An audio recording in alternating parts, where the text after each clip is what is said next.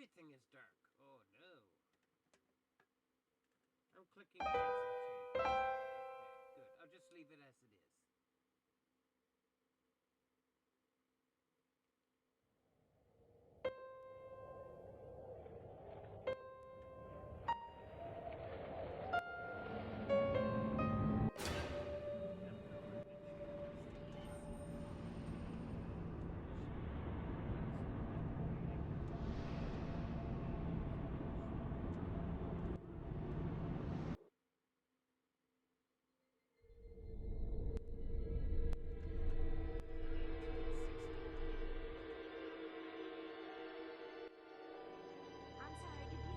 They told me, son, you're special. You were born to do great things. You know what? They were right.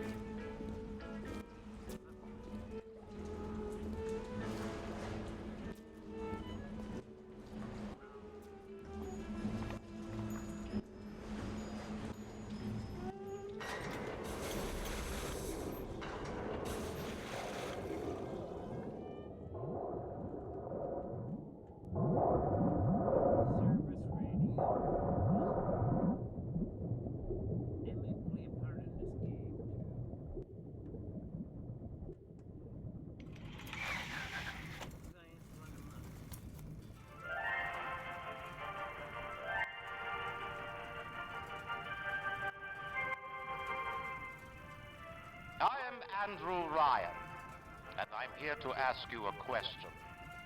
Is a man not entitled to the sweat of his brow? No, says the man in Washington, it belongs to the poor. No, says the man in the Vatican, it belongs to God.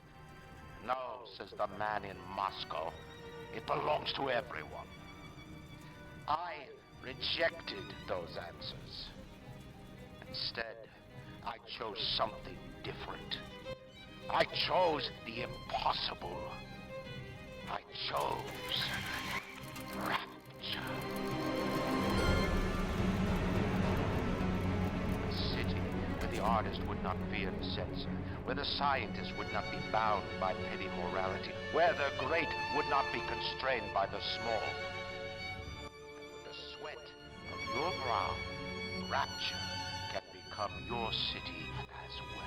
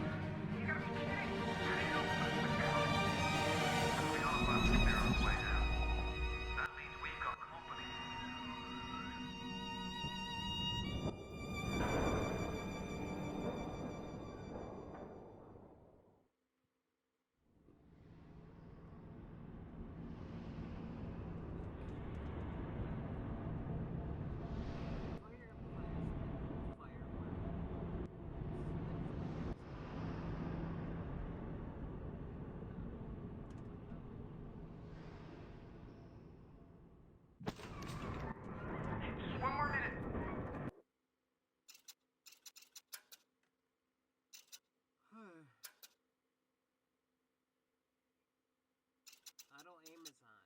That's good. View controls. Good. Good. Switch weapon. And then you hold it rather than tapping it to activate selection radial. And the same with the plasmid. Good. Map, goals, messages, and help. Okay. And pause. Okay. There's also jump. Interact. Use first aid. And reload. There's also change ammo. Ah, so you can switch ammo types apparently. That's pretty interesting. That's good if there's different types of specialized ammo for each weapon. Spear's coming up now! Johnny, security's banging off all over. Get a move on!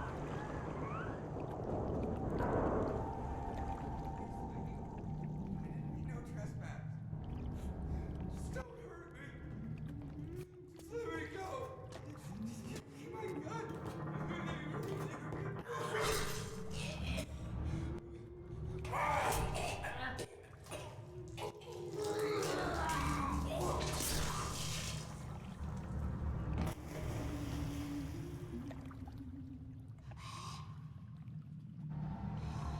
Is it someone new?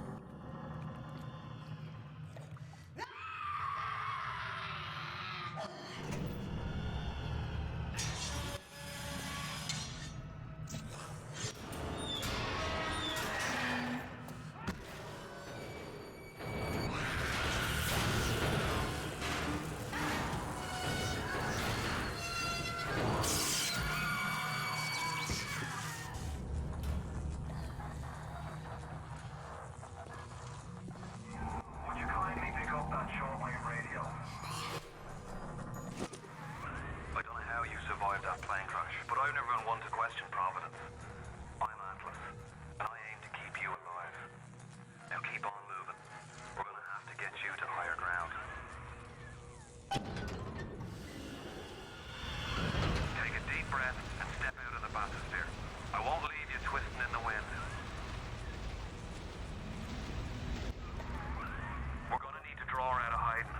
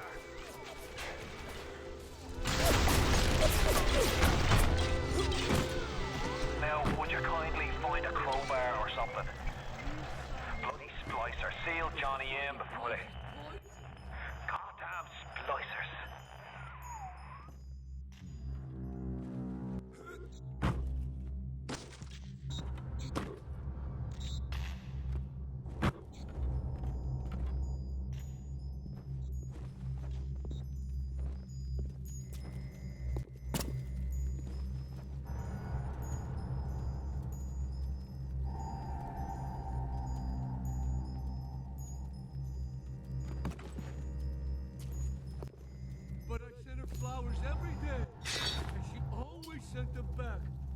You call that gratitude?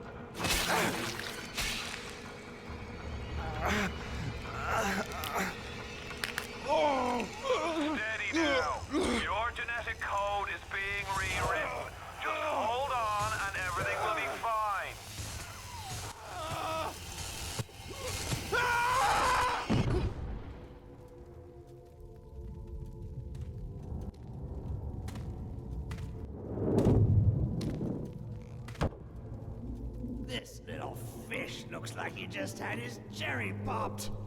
Wonder if he's still got some Adam on him.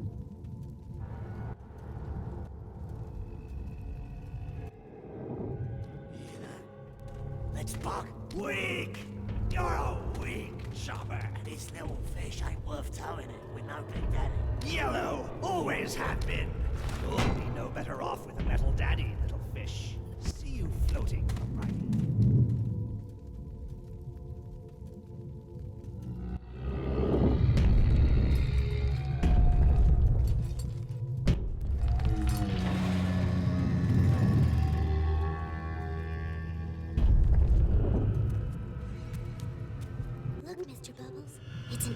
angel.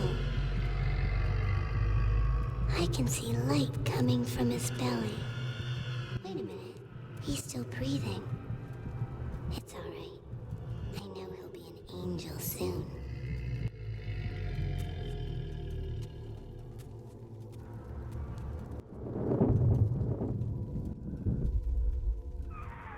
You alright, boyo? First time plasmid's a real kick from a mule. But there's nothing like a fistful of lightning now, is there?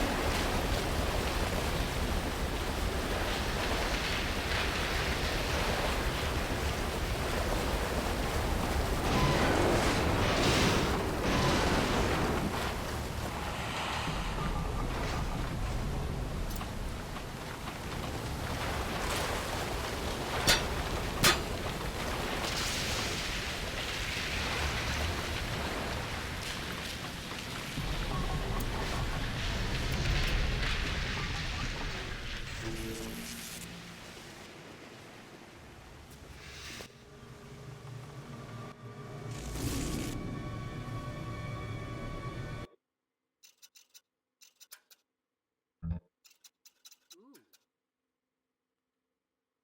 I like the fact.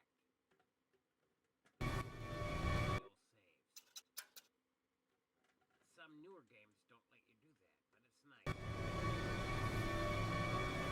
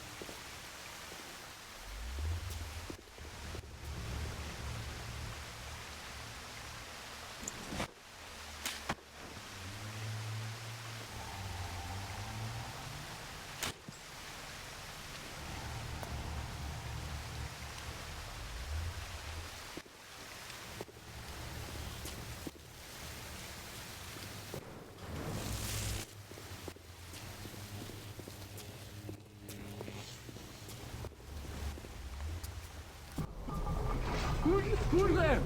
I didn't touch her!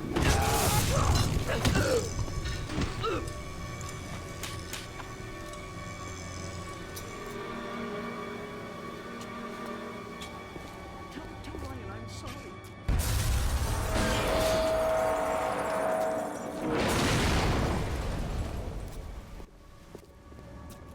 You only make it hard for both of us.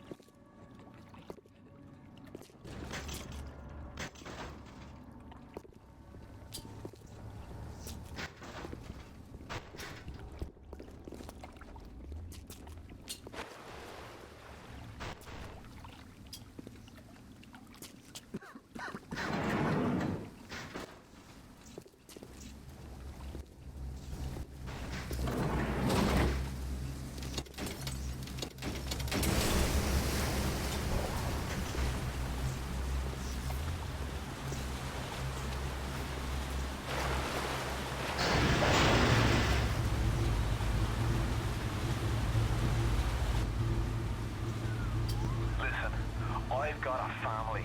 I need to get them out of here. But the splicers have cut me off from them. If you can reach them in Neptune's bounty, then maybe, just maybe. I know you must feel like the unluckiest man in the world right now. But you're the only hope I'll ever see my wife and child again. Go to Neptune's bounty. Find my family, please.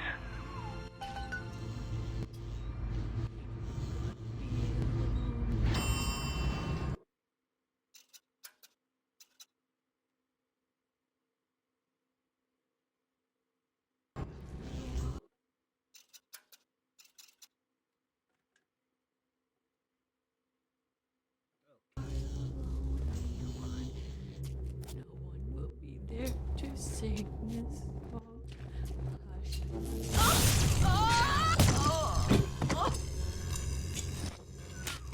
Plasmids changed everything. They destroyed our bodies, our minds. We couldn't handle it. Best friends butchering one another. Babies strangled in cribs. The whole city went to hell.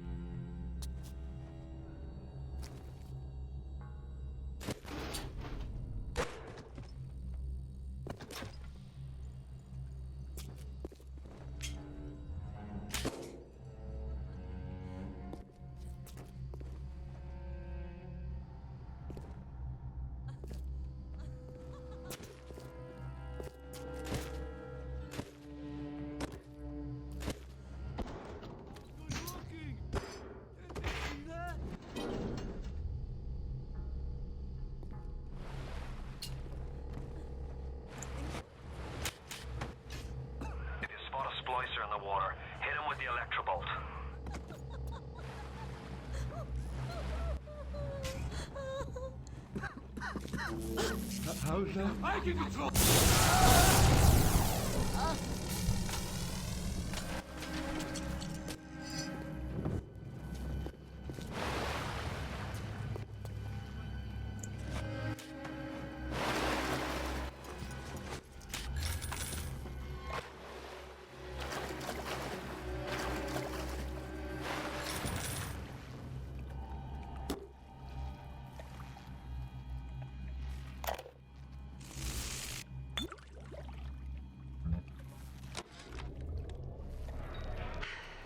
Another New Year's, another night alone.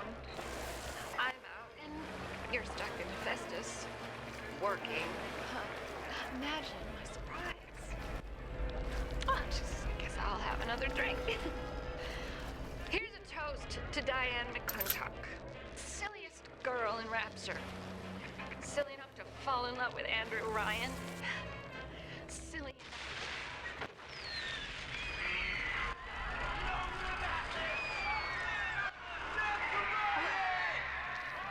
What happened? Oh, I'm bleeding. Oh, God. What's happening?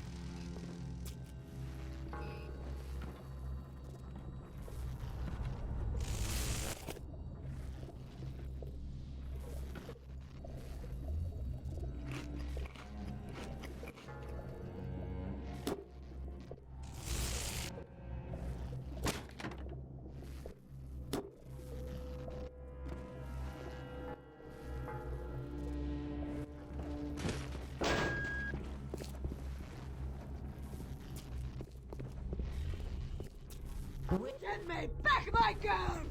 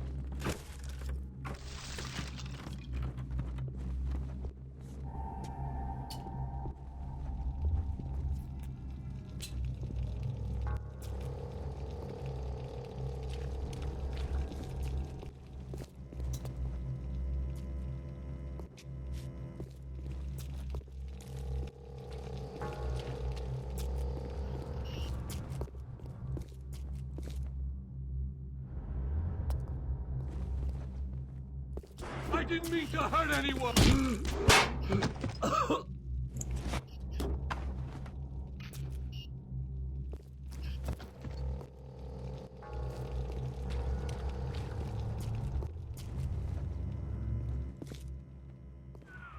Careful now.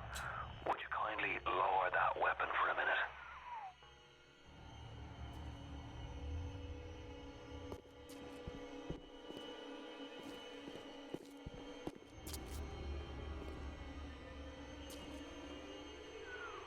You think that's a child down there? Don't be fooled. She's a little sister now. Somebody went and turned a sweet baby girl into a monster. Whatever you thought about right and wrong on the surface, well, that don't count for much down in Rapture.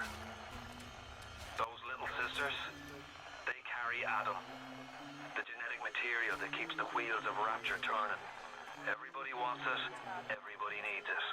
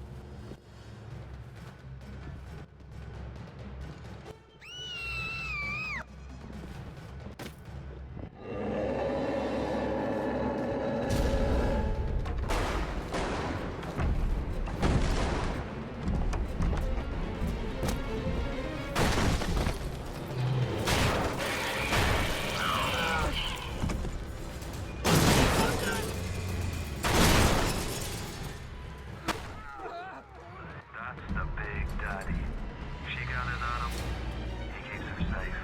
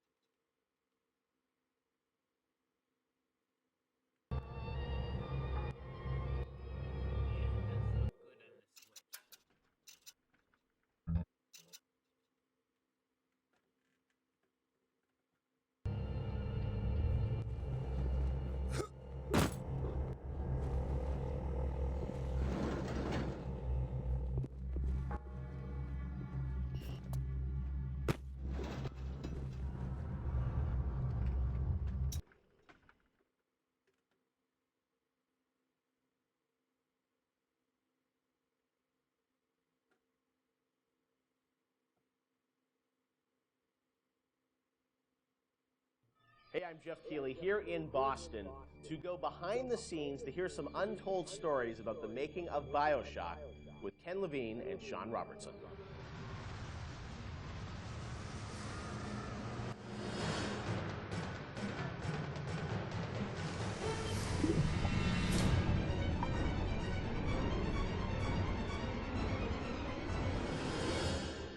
Let's talk a bit about the theme and setting of BioShock, Rapture.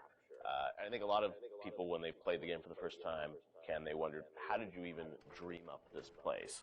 And I know you've said publicly before that part of the reason you sort of, what led you to Rapture was this idea of fully simulating a place. Tell us about that sort of idea and the frustrations you had with other games where you sort of hit a bound. I think our philosophy was always to do what we were doing 100% rather than try to do something bigger and do it 50% or 40%.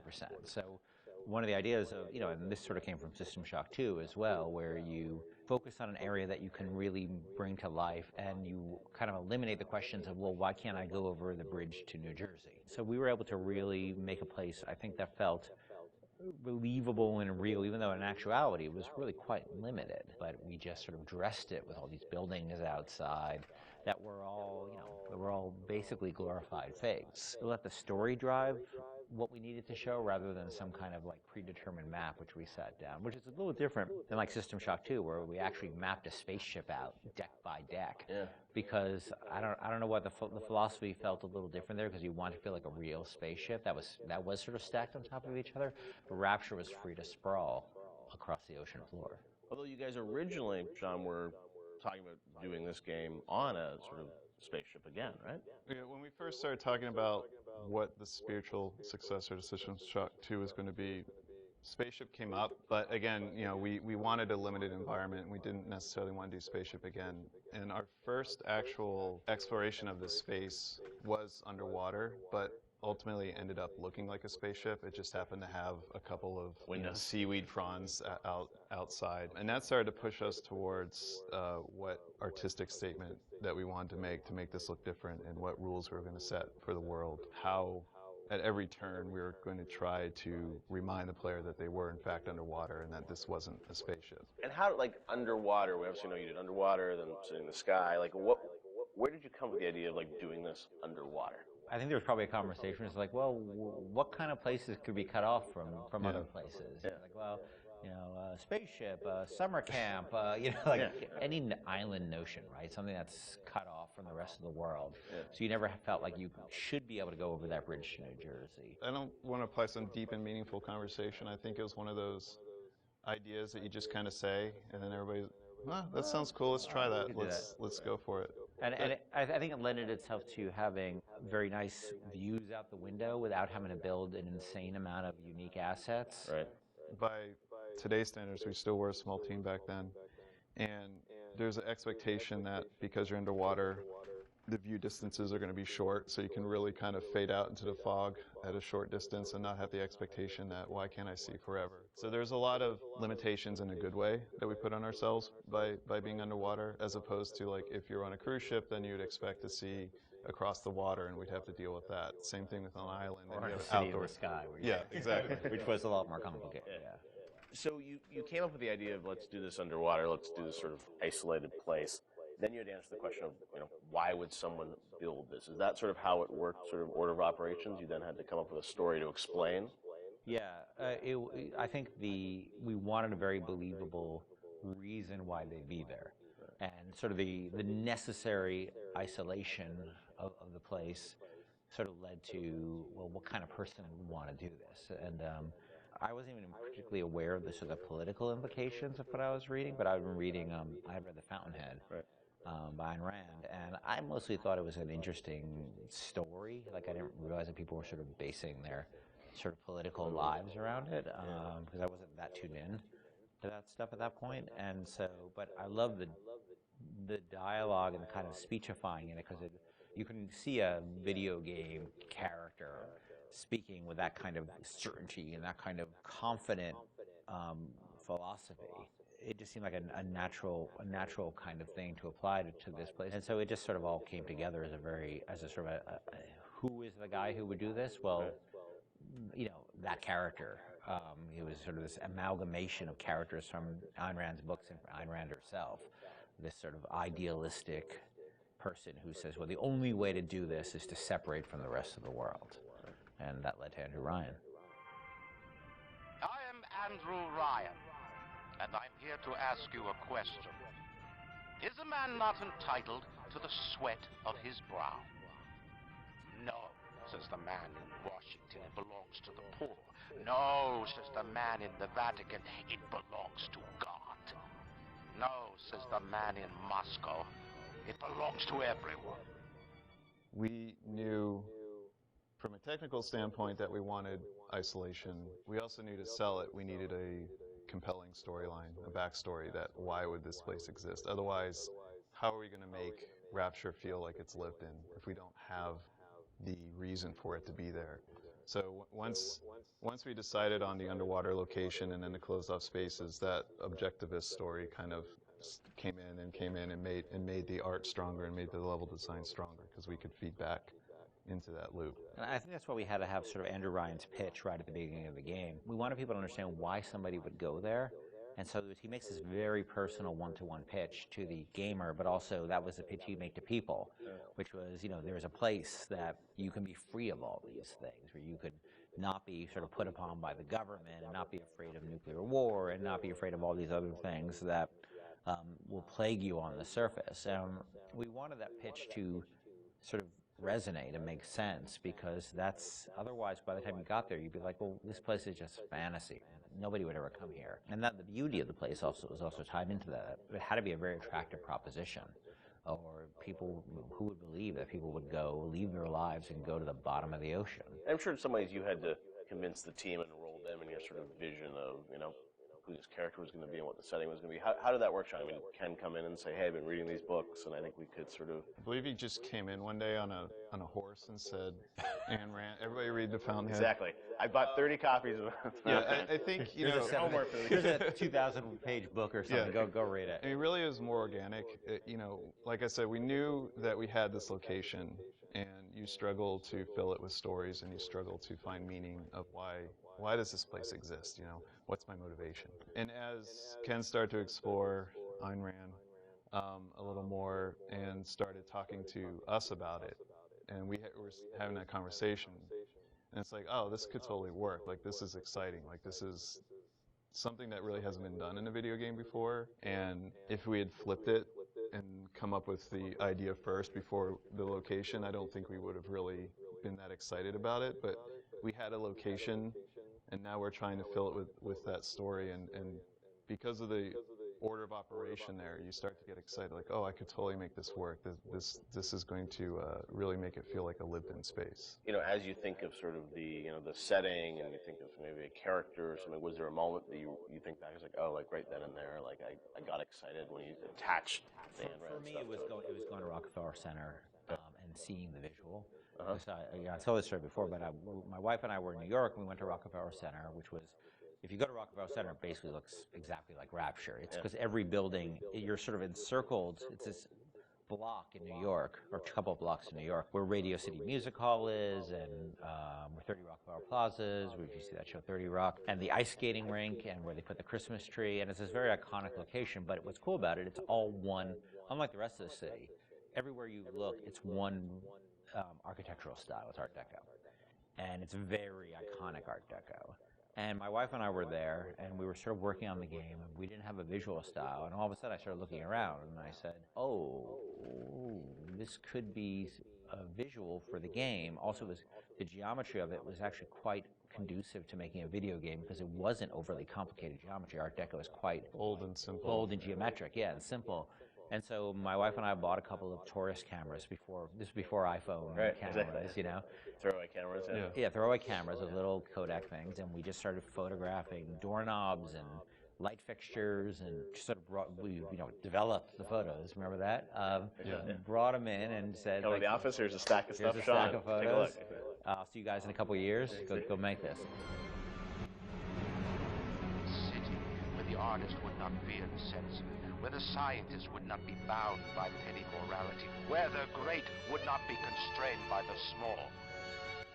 And with the sweat of your brow, Rapture can become your city as well.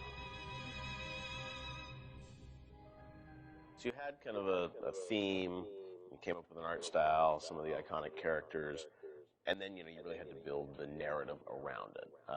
And you've talked about, a lot of the themes in the game, and, greed, jealousy, sex, violence, all the things that sort of, drive us or what destroy us. And that was something I think that, as you thought about the story of the game, you wanted to, I'm sure, reflect some of those, right? Because I think people love the characters, it's sort of flawed in a way, and this is a world which is its own little microcosm, but had a lot of tension inside of it.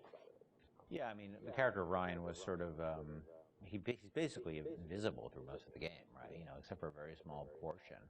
But he's very present because he exists. The city is him, right? It's such a representation of him. We never want to cut away to a cutscene where you saw Andrew Ryan, planning and scheming. We wanted him to be very present without actually being present. But once you had Ryan, and once you had his desire to protect this vision of his, you just had to then come up with the characters who'd be arrayed in opposition to it. So we had this character, the Big Daddy, and then eventually the character, the Little Sister, and so characters like Tenenbaum came along. Like, here's a person who's in opposition to him for this reason, and then you have, for more noble reasons, and then you have a character like Atlas, who's much more cynical opposition. Once we had all those characters arrayed, we're like, well, who are you? And you ended up being a sort of a pawn in the middle of all this opposition to Ryan. We just kept sort of homing in on that theme and making sure that you weren't, eventually figuring out that you couldn't just be here by an accident, that you're an integral part of this story, even though you don't know you're an integral part of this story. You think you're just there by happenstance. Look, Mr. Bubbles, it's an angel. I can see light coming from his belly. Wait a minute, he's still breathing. It's all right. I know he'll be an angel soon.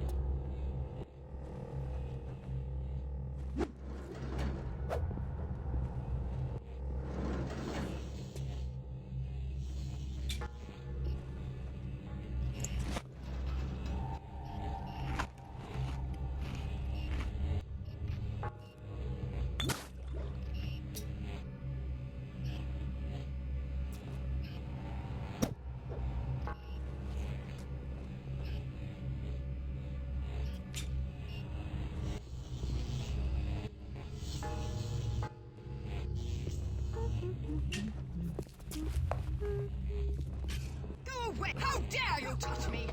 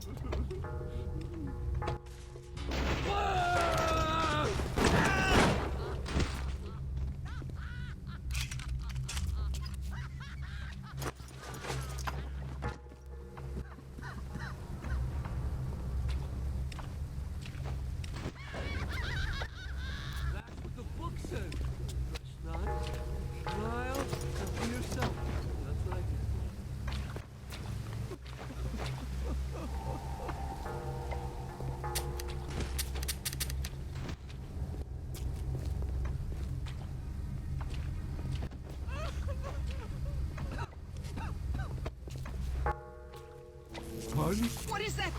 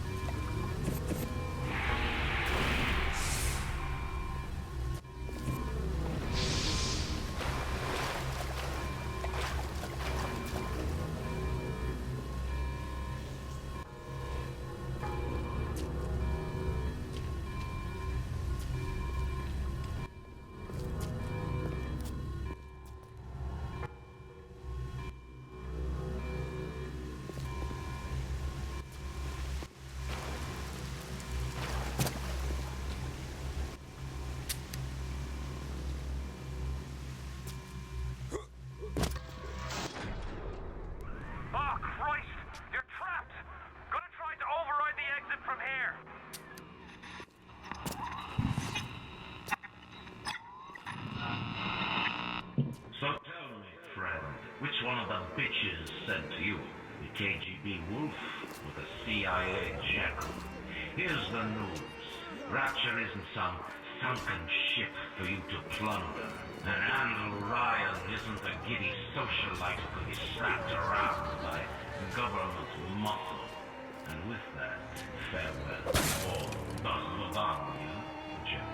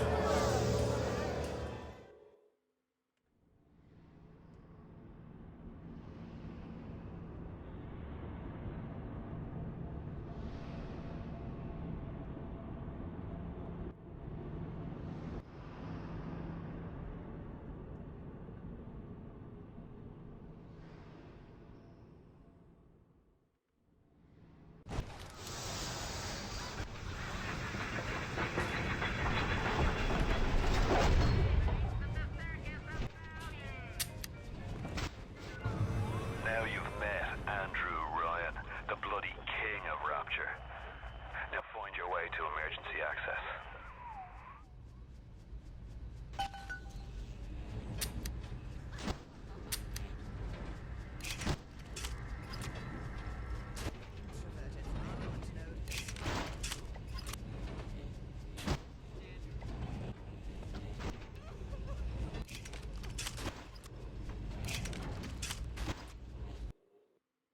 Okay.